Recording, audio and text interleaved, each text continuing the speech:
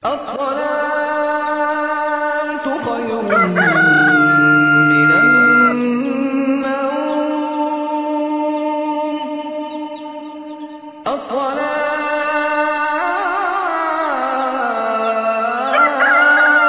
خير من النوم.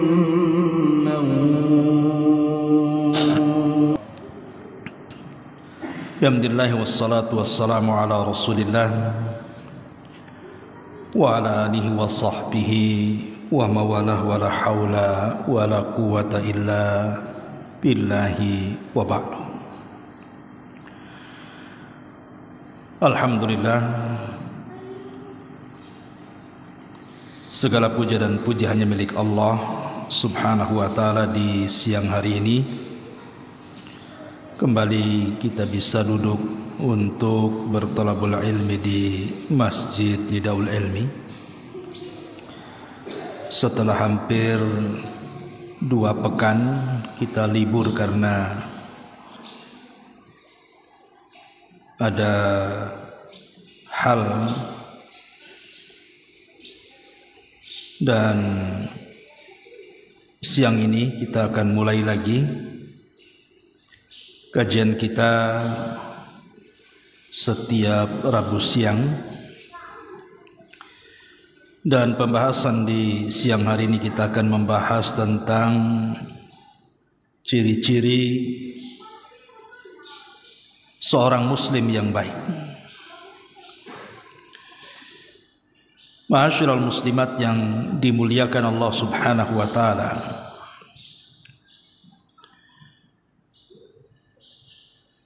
tentu kita selaku umat Islam selalu mengatasnamakan diri kita seorang muslim. Tapi tak jarang kemudian banyak di antara perilaku kita atau perbuatan kita yang tidak mencerminkan kita ini seorang muslim. Maka siang hari ini kita akan menjelaskan bagaimana menjadi seorang muslim yang baik. Tidak memperpanjang mukaddimah, ada 10 perkara yang harus seorang muslim atau muslimah mengetahui dan juga berusaha untuk mengamalkannya. Apa saja itu? Yang pertama, seorang muslim yang baik atau muslimah yang baik adalah orang yang selalu lisannya itu terjaga, atau dengan kata lain, seorang muslim atau muslimah yang baik itu selalu diam.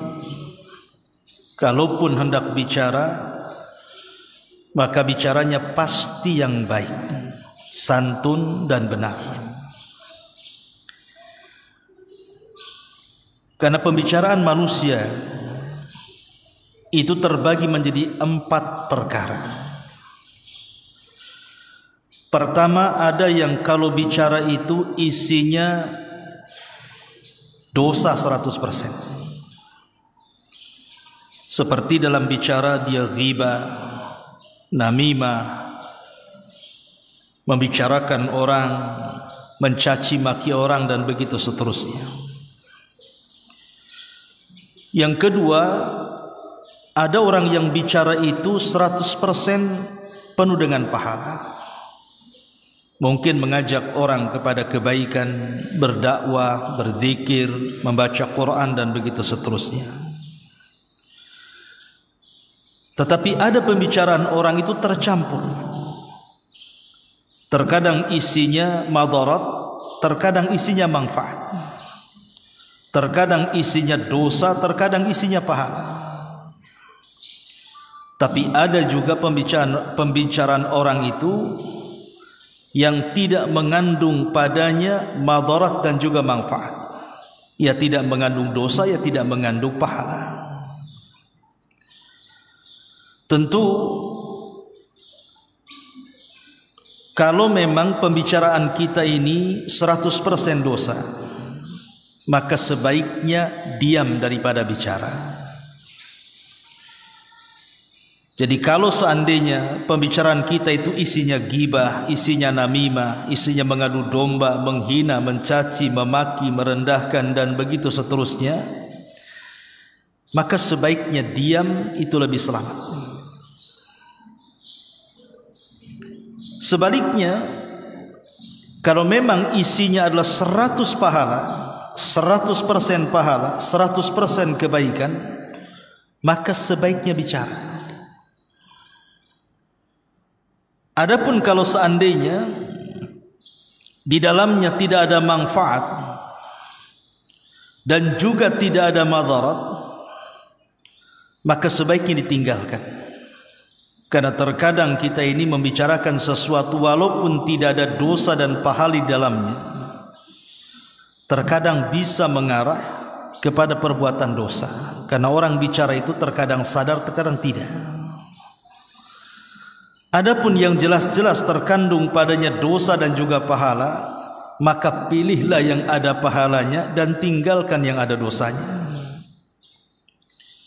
Intinya bahwa seorang muslim atau muslimah itu memperbanyak diam itu lebih baik dibandingkan bicara.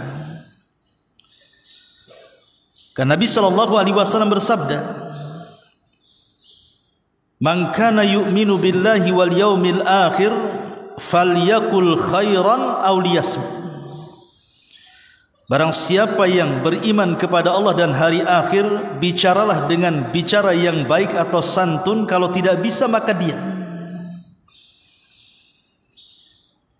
Itulah wasiat Nabi SAW. Makanya para ulama salaf, seperti yang dikatakan oleh Fudail ibn Iyad rahimahullahu ta'ala, beliau mengatakan, sijnul lisan sijnul mu'min. Memenjarakan lisan itu hakikatnya penjara seorang mukmin. Jadi memenjarakan lisan untuk tidak bicara, atau dia bicara sesuatu yang baik, itu memang penjara bagi seorang mukmin. Ujian dari Allah Subhanahu wa taala kepada kita. Karena orang yang banyak bicara pasti banyak tergelincirnya. Orang yang banyak tergelincirnya pasti jatuh kepada dosa. Dan orang yang banyak dosa sudah jelas pasti akhirnya masuk neraka. Nauzubillah. Bahkan Abdullah ibn Abi Zakaria rahimahullahu ta'ala sampai mengatakan, alajtu sumta isrina sanatan. Aku berusaha mengobati lisanku dengan diam itu sampai 20 tahun lamanya. Sampai dia mengatakan, aku berusaha mengobati lisanku supaya bisa diam itu sampai 20 tahun lamanya. Begitulah ulama salaf.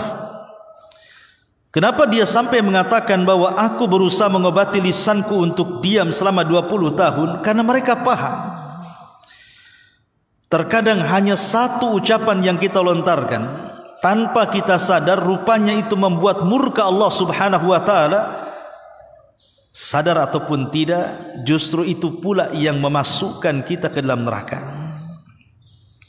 Sebagaimana sabda Nabi sallallahu alaihi wasallam, innal 'abda la yatakallamu bil kalimati la yulqi laha balan yahwi sahibuha fi nari jahannam ab'ad ma bainal masyriqi wal maghrib. Terkadang ada seorang hamba yang mengucapkan satu kalimat tanpa sadar dia ucapkan, rupanya dalam kalimat itu terkandung murka Allah. Maka satu kalimat itu, kata Rasul, cukup memasukkan pelakunya ke dalam jahannam yang lebih dalam jaraknya dibandingkan barat dan timur, kata Rasul. Lihat bagaimana para ulama salaf menjaga lisan mereka. Karena bagaimanapun as-sumtu najatun, kata Rasul. Diam itu lebih selamat. Diam itu lebih selamat dibandingkan banyak bicara. Ma'asyiral muslimat yang dimuliakan Allah Subhanahu wa taala. Nabi sallallahu alaihi wasallam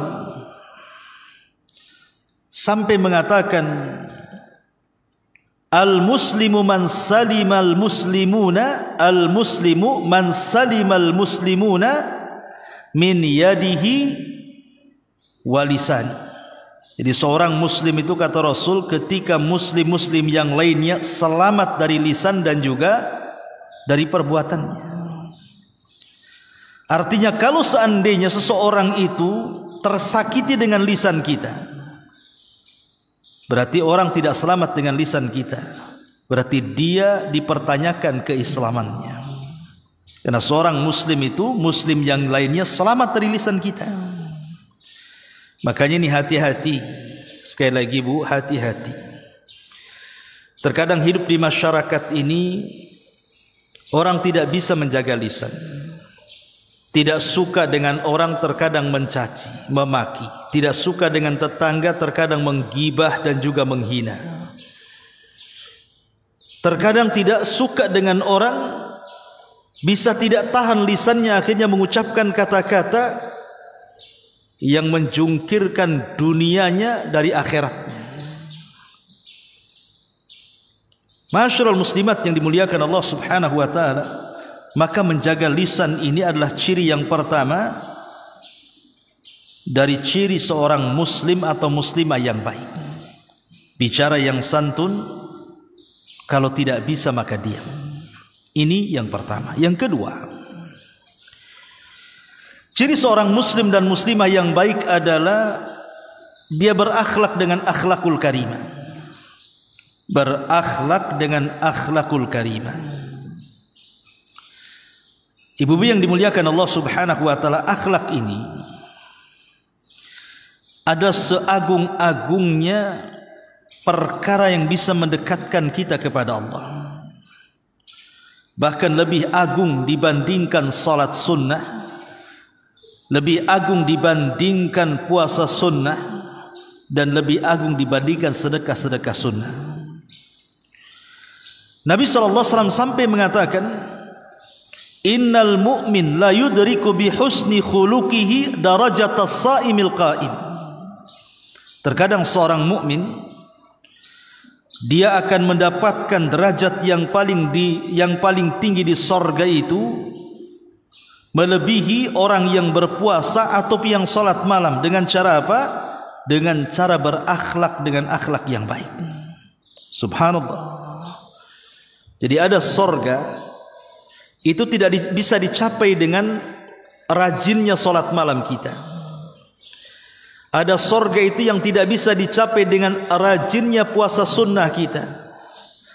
Sekalipun kita salat malam setiap malam, atau sekalipun kita puasa sunnah setiap hari, ada sorga yang tidak bisa dicapai dengan dua ibadah sunnah yang mulia ini, kecuali dengan baiknya akhlak.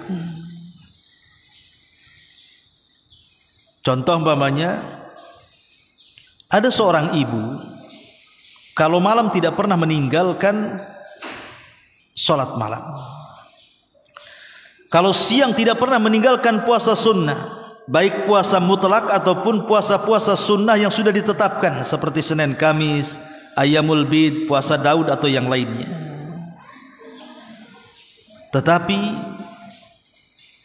terkadang ada orang yang rajin melaksanakan puasa dan juga melaksanakan qiyamul lail, bahkan boleh jadi dia rajin membaca Quran dan bersedekah.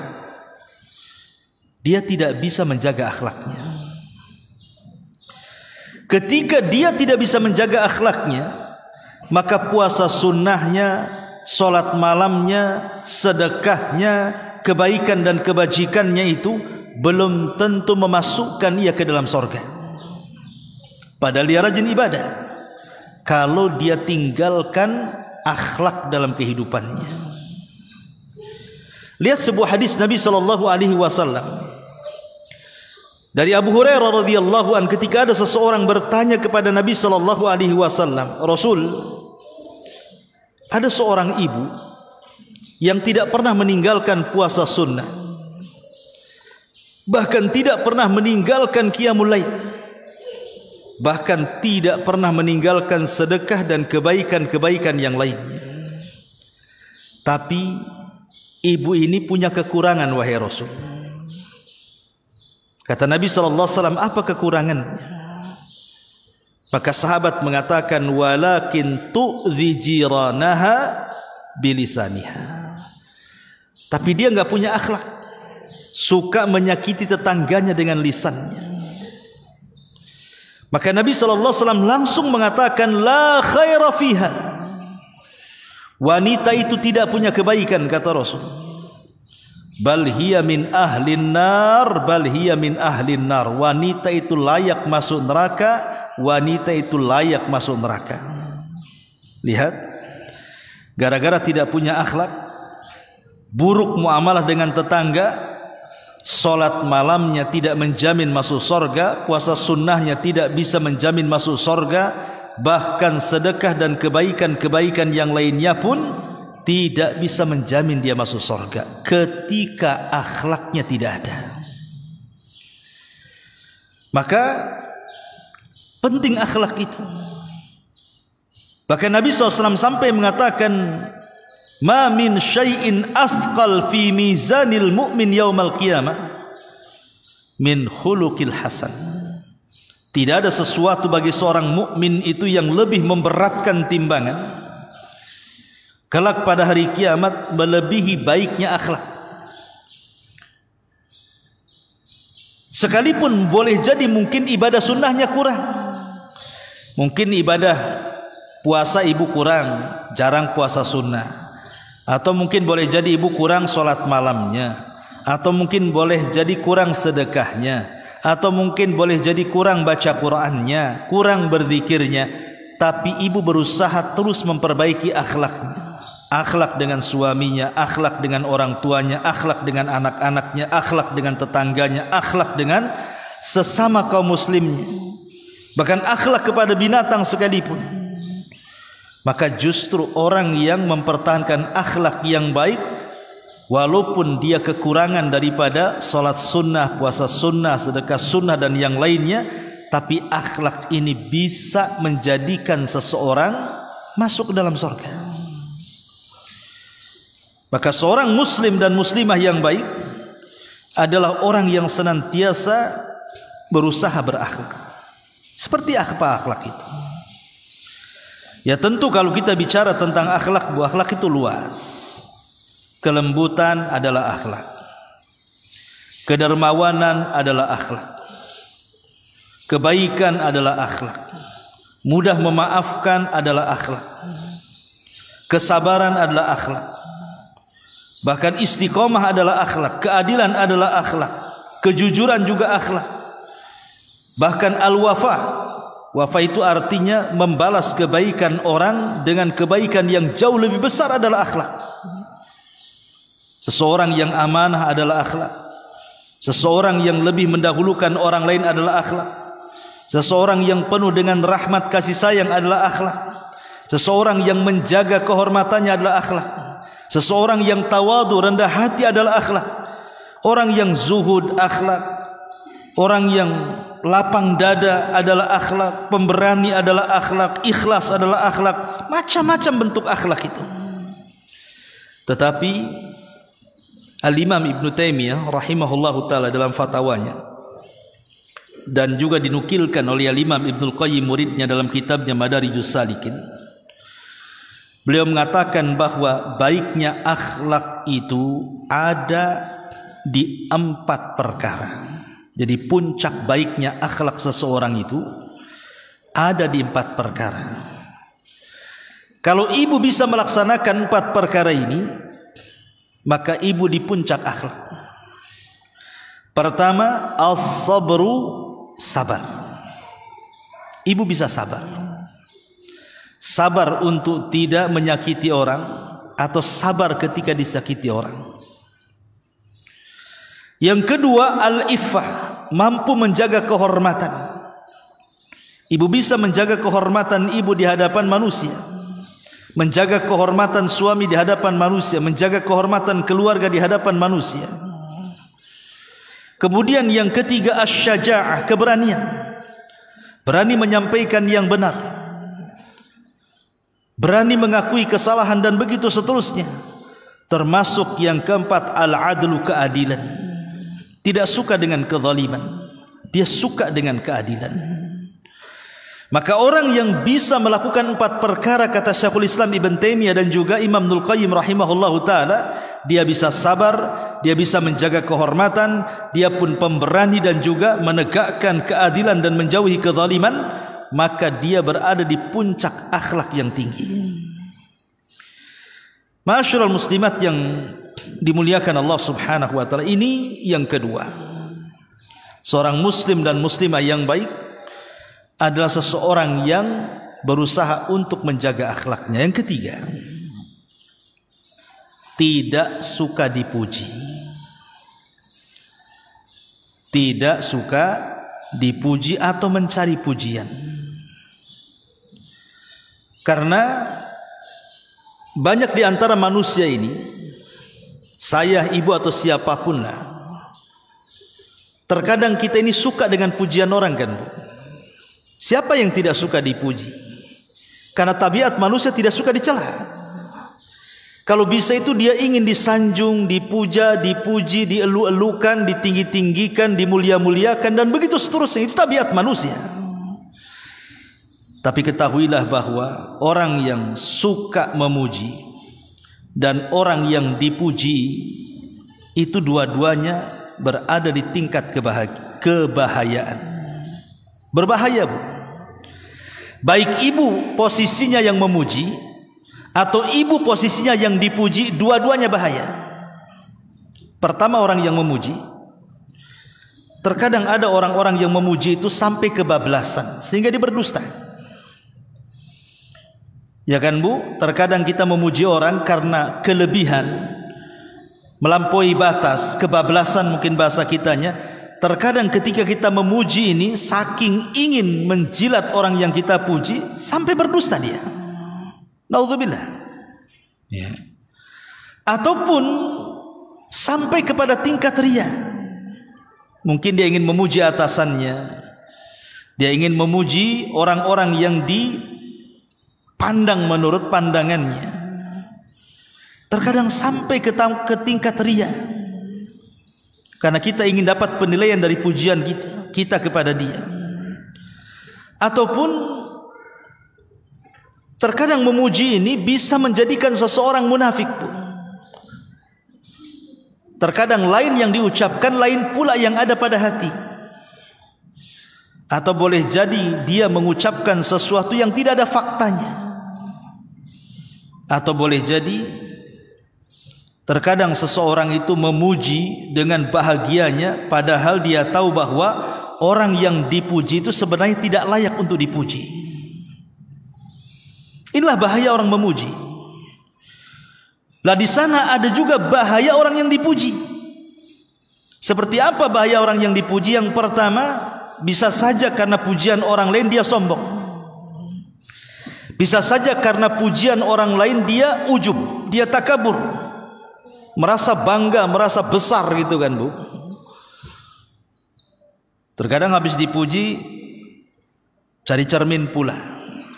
Dipandangilah cermin itu. Betul tak orang itu muji saya? Betul tak orang itu mengatakan saya begini.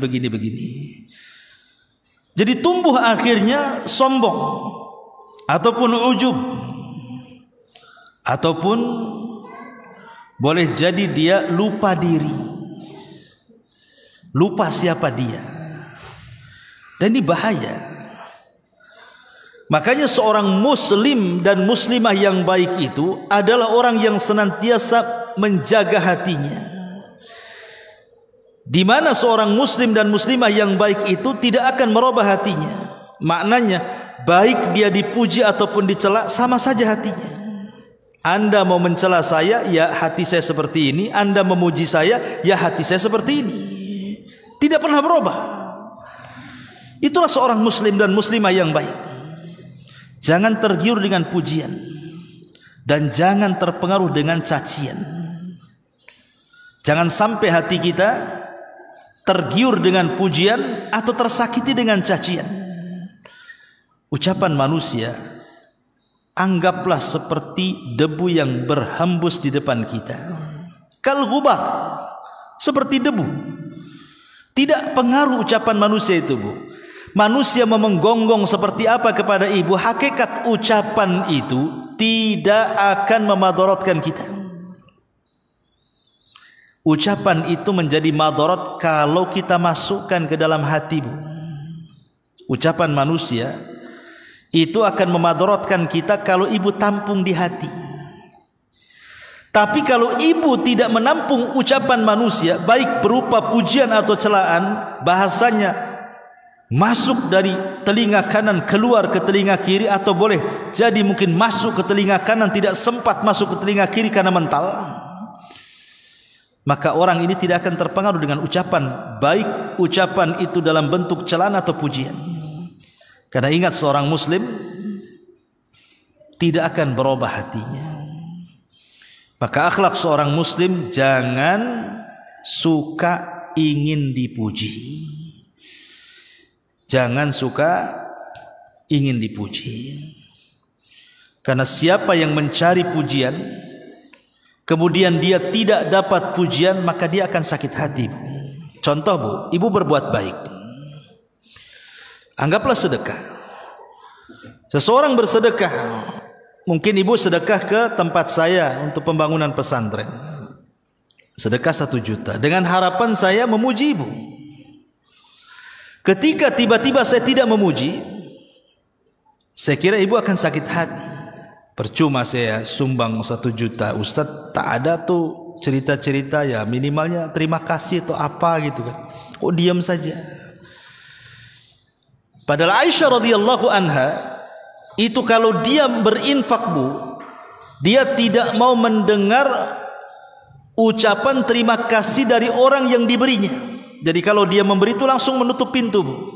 Karena dia niatkan pemberian itu karena Allah, bukan menunggu doa orang yang diberi. Itulah Aisyah ummul mukminin radhiyallahu anha.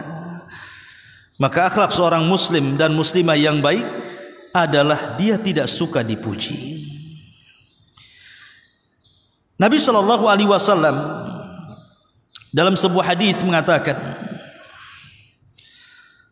"Idza kana al-muslimu idza kana mukhalitan lin-nas wa yasbiru ala adahum khairun minal muslimi alladzi la yukhalitun nas wa la yasbir ala adahum."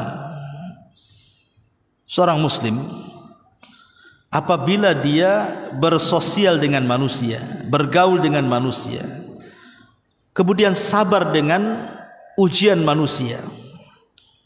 Mungkin orang itu tidak ada yang memuji ibu ketika ibu berbuat baik, bahkan justru dicela, tapi dia sabar.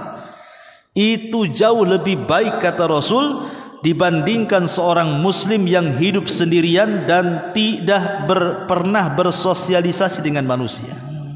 Pamannya ibu di dalam rumah saja nggak pernah keluar, nggak mau keluar pokoknya, di rumah saja. Alasannya apa? Takut kalau ngomong salah bicara. Jadi ibu betul-betul memenjarakan di dalam rumah. Kemudian satunya bergaul dengan masyarakat.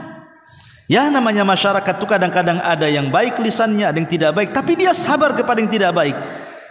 Maka yang bermasyarakat yang sabar dari ucapan yang tidak baik dari manusia lebih baik, kata Rasul, dibandingkan seorang muslim yang mengisolasi dirinya, tidak mau berjumpa dengan manusia.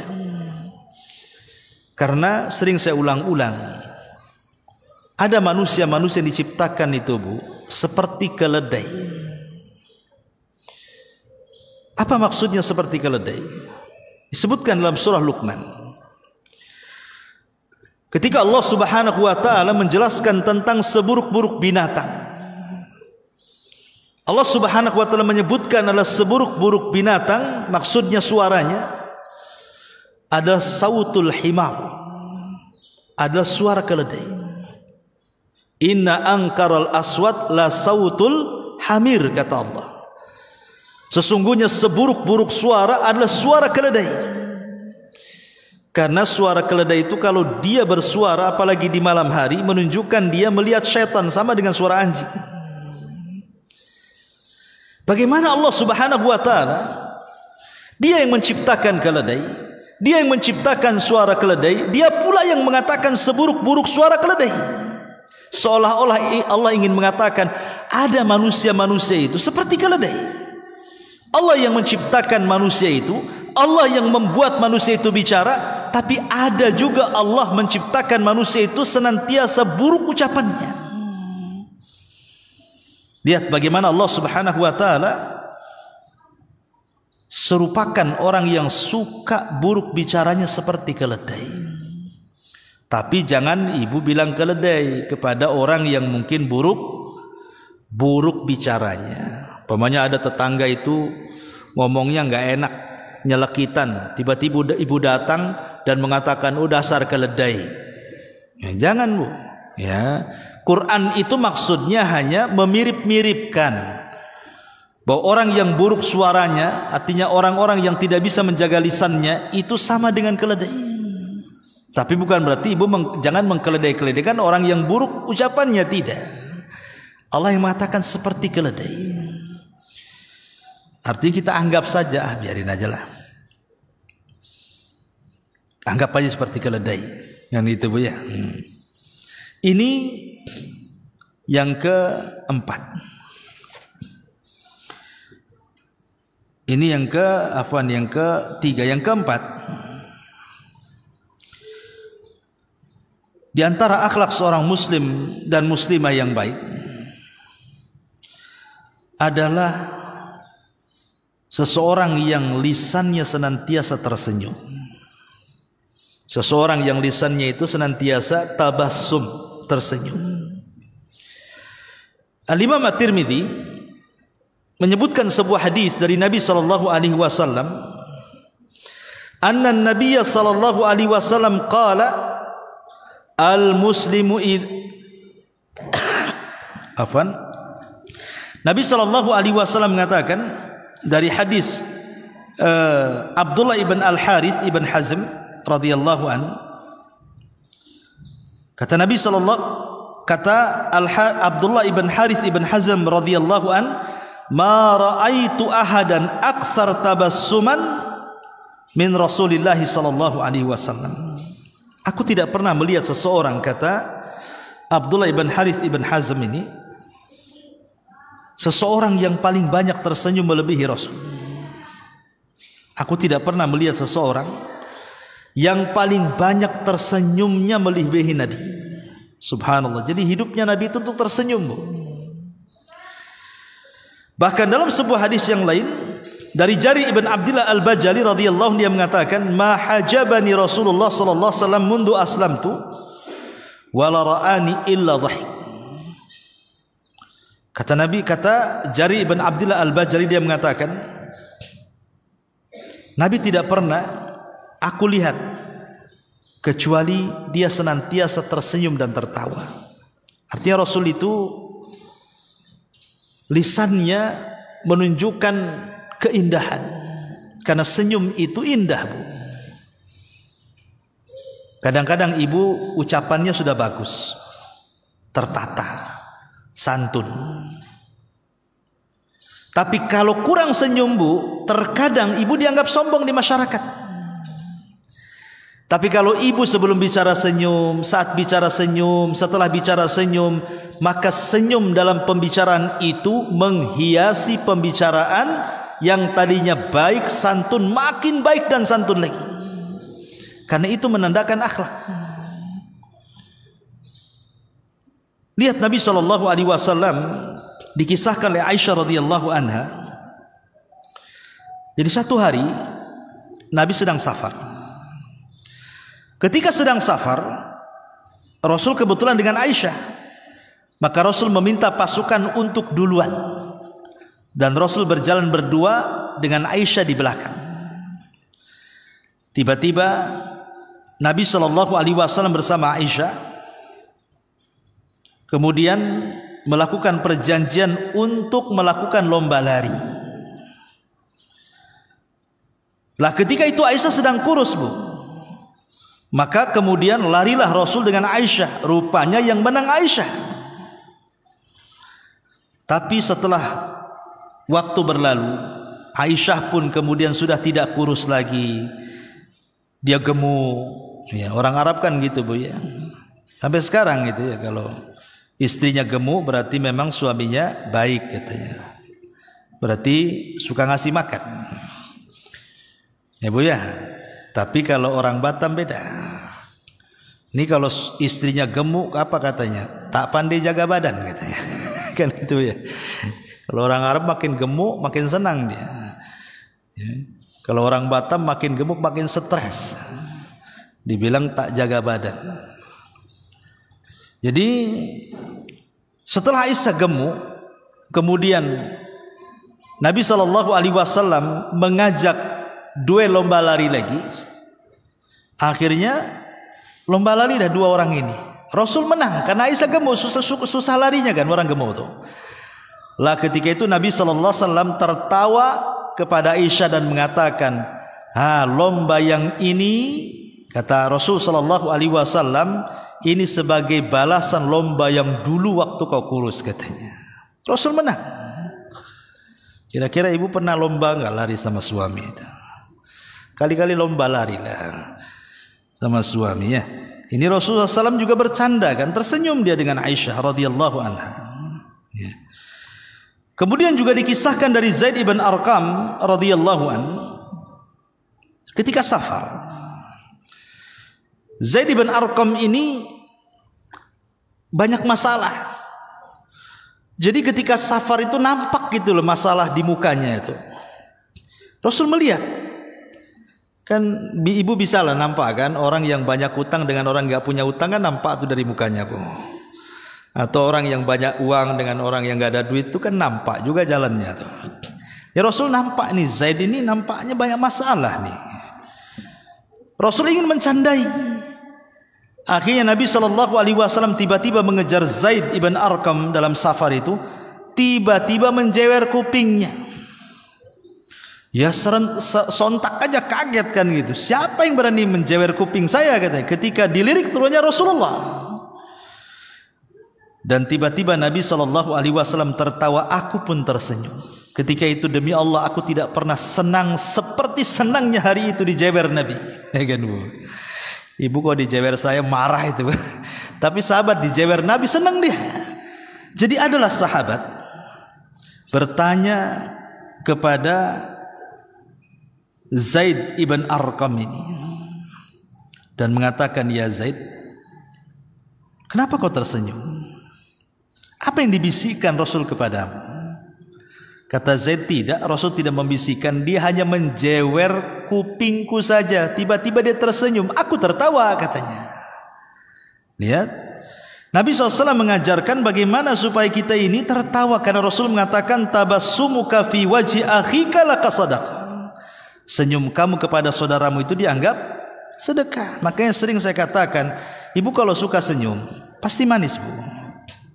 Tapi kalau sekali-kali senyum, lama tak senyum, senyum lagi, itu ada apa-apa tuh. Ya. Kok orang itu jarang tersenyum, kok senyum. Jangan-jangan nih, jangan-jangan katanya. Jadi bagaimana Nabi SAW memasukkan tabassum di sini kepada saudara kita ini bagian daripada sedekah. Ibu kalau lagi marah tapi senyum itu dianggap tidak sedang marah Bu. Coba saja Bu. Ya. Senyum ini kadang-kadang mencairkan suasana. Suami lagi marah, ibu ketawa saja depan suami itu, tak jadi marah dia. Atau boleh jadi marahnya makin Ustaz, kayak diejek katanya. Tapi insya Allah Bu, senyum itu bisa mencairkan suasana. Justru orang yang jarang tersenyum, jarang tertawa itu kayaknya serius sekali hidupnya tuh. Ya, bisa stroke gitu orang jarang senyum itu. Jadi ini juga diantara akhlak seorang muslim, suka tertawa dan tersenyum kepada orang lain. Kemudian juga di antara akhlak seorang muslim dan muslimah yang lainnya, tidak suka dendam. Tidak suka menaruh dendam. Disebutkan di dalam Al-Quranul Karim, ketika Allah Subhanahu wa ta'ala menyebutkan ciri-ciri orang yang bertakwa, apa kata Al-Quran? Wal kadhiminal ghaidha wal afina 'anil nas. Orang-orang yang bertakwa adalah orang-orang yang menyembunyikan marahnya dan dia berusaha untuk memaafkan manusia. Wallahu yuhibbul muhsinin, dan Allah suka dengan orang-orang yang berbuat baik. Lihat di sini ada 3 akhlak. Pertama, menyembunyikan marah. Yang kedua, di sebalik menyembunyikan marah dia berusaha memaafkan manusia. Kemudian di balik memaafkan manusia ingin berbuat baik kepada orang yang membuat marah kepada kita. Ini kan luar biasa. Bahkan ada satu kisah yang dulu pernah saya ceritakan kan Bu, kisah Zainul Abidin. Namanya Ali ibn Husain ibn Ali ibn Abi Thalib. Dia punya pembantu. Pembantu ini atau budak gitu ya, disuruh untuk mengambilkan air panas. Ya entah mau ngeteh, entah mau ngopi lah bahasa kita hari ini. Tiba-tiba kemudian budaknya ini setelah mengambilkan air yang cukup panas, ketika sudah dekat dengan majikannya, entah tersandung, entah kepleset, entah apa gitu ya, tiba-tiba tumpahlah air itu mengenai bajunya Zainul Abidin, majikannya. Ya sontak Zainul Abidin mulai marah dia, mukanya memerah, kan nampak orang marah itu. Tapi pembantunya pandai. Sebelum tuannya marah, dia membacakan ayat ini dan mengatakan, wahai Tuan, bukankah Allah Subhanahu wa ta'ala menyebutkan bahwa ciri-ciri orang yang bertakwa adalah orang-orang yang menyembunyikan perasaan marahnya. Orang-orang yang menyembunyikan perasaan marahnya. Al-kadhiminal ghaidh. Ketika mendengar kalimat itu, maka Zainul Abidin langsung terdiam dan mengatakan, ya kalau begitu aku tidak akan marah. Kemudian pembantunya mengatakan, tapi masih kurang wahai Tuan, karena Quran melanjutkan firman-Nya wal afina 'anil nas. Ciri orang yang bertakwa adalah orang yang memaafkan manusia. Maka Zainul Abidin mengatakan, ya kalau begitu aku maafkan kamu, katanya. Tapi masih kurang lagi wahai Tuan, bahwa ciri orang yang bertakwa bukan hanya memaafkan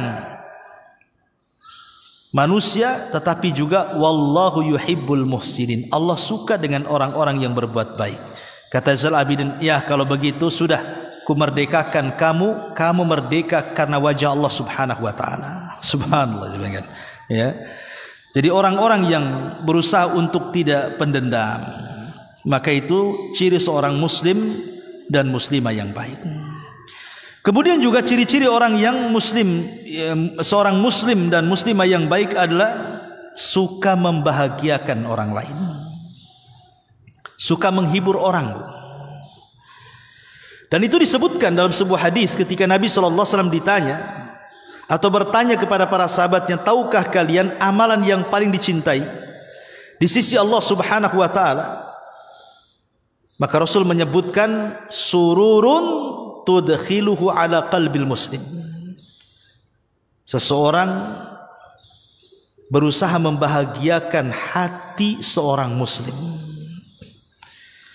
Jadi amalan yang paling dicintai Allah adalah seseorang yang bisa membahagiakan orang lain walaupun dia tidak bahagia. Dia berusaha, ada orang yang sedih kita dekati, kita hibur, akhirnya kuranglah kesedihannya. Ada orang yang susah kita bantu, kuranglah kesusahannya. Ada orang-orang yang sedang galau, sedang stres, kita datangi, kemudian kita ajak bicara, kita hibur, akhirnya kurang stresnya, maka dia sudah memasukkan perasaan senang ke dalam hatinya. Maka orang-orang yang suka gitu ya Membahagiakan orang baik dengan senyum kita, membahagiakan orang baik dengan tangan kita membantu sehingga bahagia orang, baik dengan nasihat dan wejangan kita akhirnya orang bahagia dan tenang. Apapun caranya, yang jelas kita bahagiakan orang. Walaupun terkadang kita mungkin kurang bahagia, tapi kita berusaha membahagiakan orang, maka ini amalan terbaik. Kata Nabi SAW, ini amalan terbaik yang sangat dicintai Allah Subhanahu wa ta'ala. Tapi sebaliknya, Bu, ada manusia-manusia itu tidak pernah menyenangkan orang. Terkadang lisannya nyakiti saja kerjanya. Terkadang lisannya itu membuat orang terluka, membuat orang dendam, membuat orang sakit hati. Saya itu ada seseorang, Bu, istrinya itu suka kali tuh kalau ngomong gak enak, tapi cepat minta maaf. Jadi dia cerita, Ustaz saya ini punya istri kalau ngomong itu nyelekit, tapi cepat dia kalau minta maaf itu. Itulah kelebihannya katanya. Kalau ngomong wak tahu-tahu minta maaf gitu saja. Gimana istri saya itu, kata. Ya, terus saya tanya, setelah dia minta maaf, lega enggak hatimu tuh? Ya enggak lah Ustaz. Karena omongannya lebih pedas dibandingkan maafnya, katanya. Kadang ada orang itu, Bu, ngomong pok sama orang, dia nggak tahu hati orang itu sakit atau enggak. Walaupun ujung-ujungnya minta maaf, percuma minta maafnya, Bu, kalau seandainya kata-kata kita sudah membuat luka hati dia. Karena biasanya luka oleh lisan itu susah diobati dibandingkan luka dengan pedang, kan bahasanya. Ya, luka dengan pisau, cutter atau apa, mungkin kasih betadine 2-3 hari dah kering kan, Bu. Tapi kalau omongannya itu sudah nyelekit di hati, 1 minggu demam dia, Bu. Ya. Jadi ya nggak bagus juga punya istri kayak seperti itu. Ya, mungkin kelebihannya dia minta maaf. Tapi sekali lagi kadang-kadang ya bisa saja maaf itu menjadikan orang terhibur. Akhirnya lukanya hilang. Tapi ada yang permintaan maaf itu tidak bisa dimaafkan. Tidak ada maaf bagimu kadang-kadang. Maka hati-hati. Jangan melukai orang. Yang ada justru bahagiakan orang. Kasian kan, Bu. Kadang tetangga kita itu, mungkin ibu punya tetangga, dia sudah capek. 1 hari dia ngurus anak, ngurus suami, ngepel, masak gitu ya, ke pasar. Mungkin dia udah capek, lelah, letih 1 hari. Badannya sudah capek. Ibu pula tetangganya nyakiti dia kan. Nggak punya perasaan, Bu. Orang sudah capek badannya, ibu pula buat capek pikirannya. Coba seandainya itu kejadian sama ibu, ya kan. Ibu sudah lelah masak, sudah lelah ngurus anak, sudah lelah ngurus suami, sudah lelah. Pokoknya dengan aktivitas rumah tangga ibu sudah lelah. Tiba-tiba suami tetangga nyakitin ibu, kan gimana rasanya tuh? Itu dua-duanya lelah kan, Bu. Makanya amalan terbaik itu adalah jabru al-qulub, berusaha untuk menembel kesedihan orang, keletihan orang. Ya, dengan cara apa? Masukkan kesenangan kepada hati tetangganya atau kepada hati siapapun supaya dia kurang beban susahnya. Dan yang terakhir, seorang muslim dan muslimah yang baik adalah hidup tidak menyandarkan kepada manusia. Ibu harus mandiri. Ibu walaupun punya suami, hiduplah mandiri. Gantungkan kepada Allah. Jangan bergantung kepada manusia. Karena kalau seandainya hidup bergantung kepada manusia, Bu, kalau manusia itu menyakiti kita, manusia itu berbuat jahat kepada kita, kita tidak bisa lepas dari kejahatannya. Maka tawakal kepada Allah Subhanahu wa ta'ala. Jangan pedulikan manusia. Mandiri. Hidup hanya kepada Allah Subhanahu wa ta'ala. Jangan hidup kepada harta ataupun kepada siapapun dari manusia, walaupun itu suami. Karena harta dan suami itu hanya wasilah kita masuk surga, Bu. Ingat, harta kita, anak kita, suami kita itu hanya wasilah, bukan tujuan. Betapa banyak harta memasukkan orang ke neraka, betapa banyak pasangan memasukkan orang ke neraka, betapa banyak anak-anak memasukkan orang tuanya ke neraka. Nanti pada hari kiamat, 3 perkara ini tidak bisa menolong kita. Harta yang kita banggakan, pasangan yang kita banggakan, anak yang kita banggakan, nanti pada hari kiamat nasab itu terputus. Hanya hubungan kita dengan Allah Subhanahu wa taala. Maka seorang muslim yang baik sandarkan hati kepada Allah, jangan sandarkan hati kepada siapapun dari selain Allah Subhanahu wa taala. Wallahu a'lam bishawab. Ini diantara ciri-ciri seorang muslim atau muslimah yang baik menurut Al-Quran dan Sunnah, dan juga perkataan para ulama salaful ummah. Wallahu a'lam bishawab. Ya, sederhana saja kita sampaikan kajian di pagi ini, tapi mudah-mudahan menjadi bekal bagi kehidupan kita. Sebelum saya tutup, silakan kalau ada yang bertanya. Ya, silakan.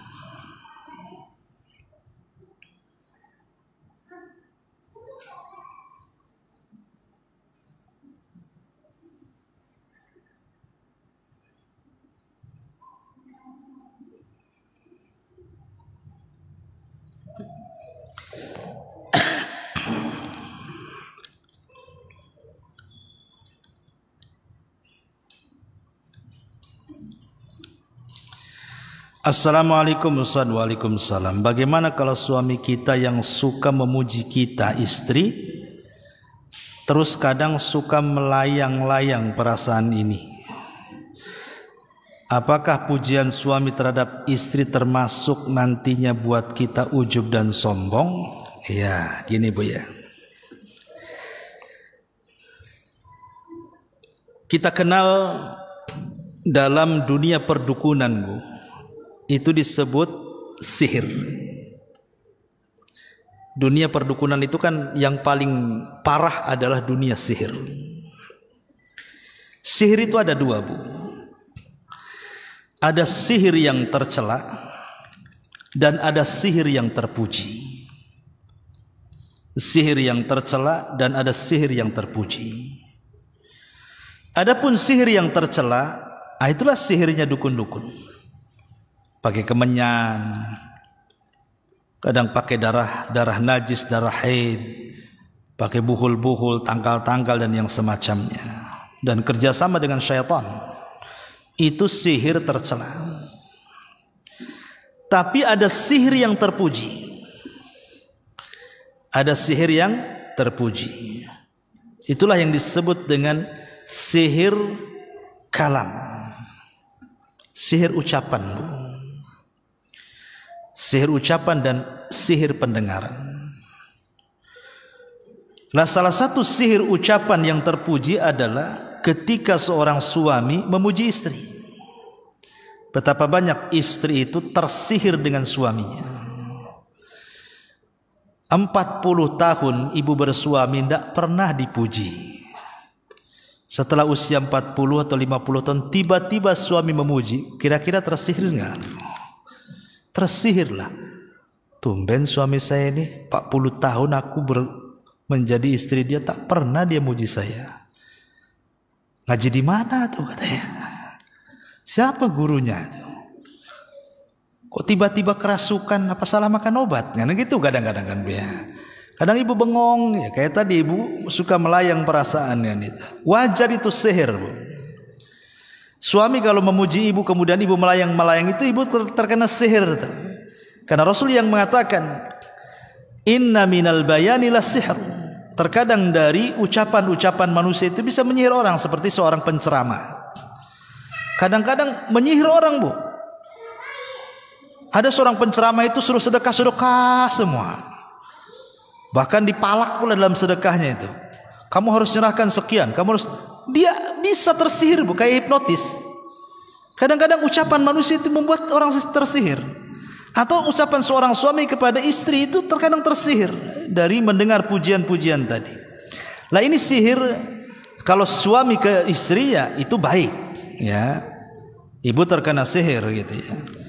Tapi apakah kemudian ibu membuat ujub dan sombong? Saya kira enggak lah. Dalam hidup rumah tangga itu enggak sampai ke situ Enggak sampai ke tingkat ujub dan sombong, enggak biasanya ya. Itu tanda sayang dan cinta suami, ingin memuji istrinya saja. Ya, wallahu a'lam. Ya, saya kira cukup. Mungkin kita tutup. Subhanakallahumma bihamdika asyhadu an la ilaha illa anta astaghfiruka wa atubu ilaik. Allahu ta'ala alam. Assalamualaikum warahmatullahi wabarakatuh.